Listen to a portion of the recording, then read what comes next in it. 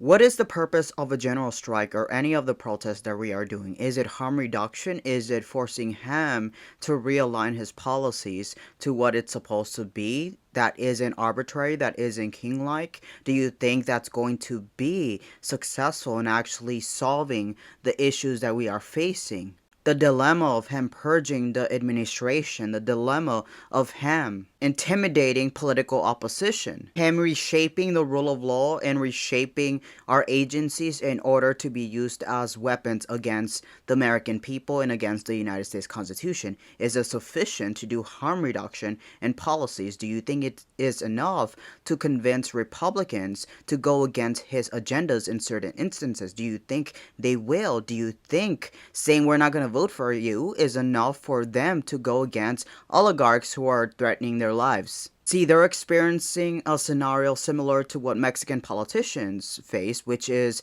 hey, are you going to take this money or do you want to get unalived? That's literally what American politicians are facing, except it's not organized crime, it is business people.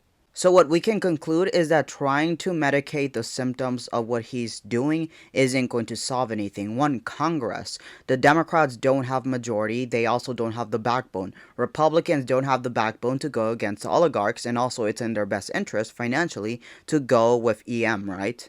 Now the courts are super slow, and then also even if we are momentarily successful, not everything is going to be successful for us, and that means that we're going to have to live with certain policies that are inappropriate, that are arbitrary, that are discriminatory. However, because there wasn't legislation or actual policies and rules on it, it means that he probably has that authority. This means that through ambiguity, he's capable of maximizing on powers that are king-like because it's not forbidden within our reality. And even then, he's very capable of just removing judges and then placing loyalists in there as he's positioned through the federal agencies, which is why we also have no confidence in the executive, right? So in total, what's being positioned is that I, nor probably you, have any confidence in our government branches to fix this constitutional crises. We have a POTUS who is constitutionally disqualified for a political crime of election interference and a 2021 certification from the 2020 election results. But branch politicization, so the judges wanting to promote his agenda, the GOP not wanting to maximize on this provision by not promoting neither a vote to remove the disability or a legislation to put that he is disqualified. So they're maximizing on this ambiguity to just position, hey, he's legitimate because we haven't touched it. Oligarchical abuse, of course, the hijacking of our government system through the corporate elite. And constitutional ambiguity, so the fact that, hey, it doesn't say president in this provision.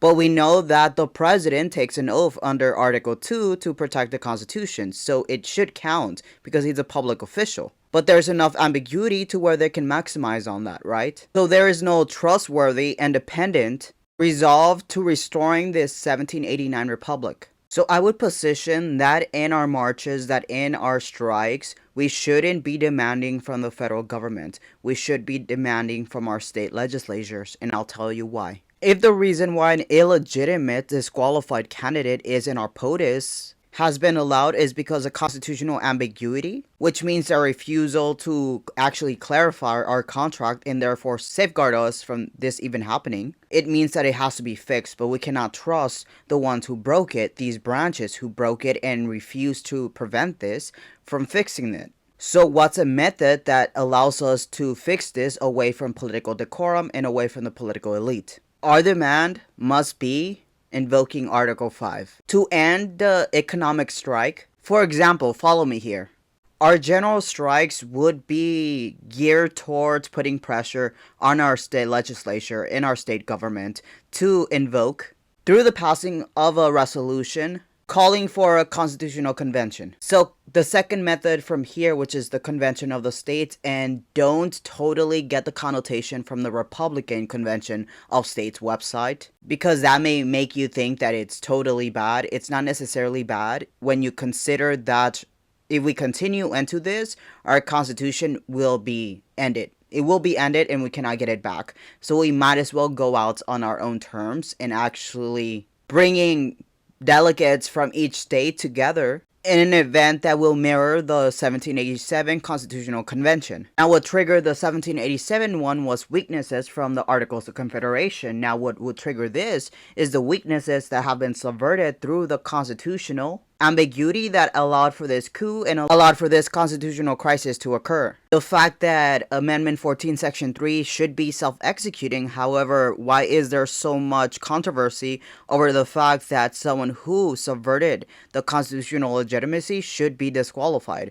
That shouldn't be a question, because at the forefront, the Constitution is not a question. It is the law of the land. So our general strike would force our specific state legislature to submit applications requesting a constitutional convention. Upon reaching 34 out of 50 states, Congress is mandated to call it. But the demand must be for Congress to call it ASAP, so a general strike would pause on the day that it begins. It's important to understand that Congress doesn't have control over the agenda of a convention of the states. And if you're thinking that you're scared that that's going to make it so that other people in other states will just eliminate the Constitution, I want to remind you that we are experiencing that right now. Rather, this constitutional convention actually made it so that we lived in a much better country because the Articles of Confederation weren't working. So we had to evolve, right?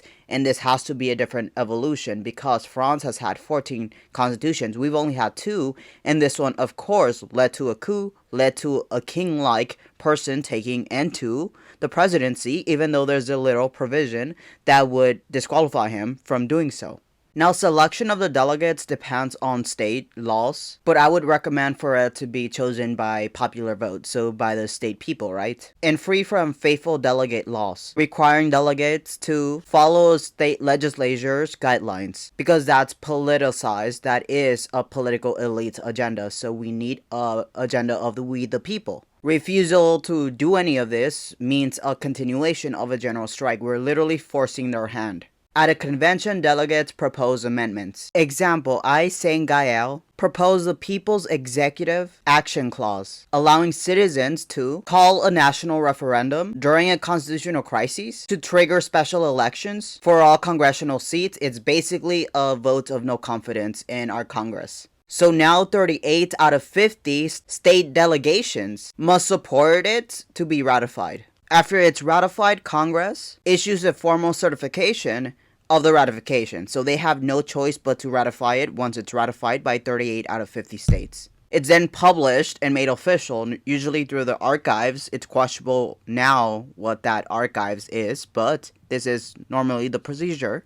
And the time frame of execution depends on what is within the amendment. I would say immediately, and I have ideas as to what will be positioned within these amendments. However, this is the most realistic way in which we the people can ensure accountability for what has occurred and ability to remove what has infected us. And that's going to be on forcing our state governments, our state legislatures, to submit applications for a constitutional convention. We need 34 out of 50 states in order for that to be forced in and to Congress. And I do believe that if we have such a viable end goal, then more people are likely to apply to commit to the general strike or to any other huge boycott. In 2019, Chile were tired of their own version of the Doji Boys, which was the Chicago Boys, neoliberal, who basically sacrificed Chileans for their own neoliberal project that the United States basically forced upon them. Ultimately, it culminated in unrest, which ultimately forced the government to allow for them to have a constitutional convention. This is our only fix away from the politicized branches who made us get here. So I believe this is the most realistic way that we can force change and remove this administration.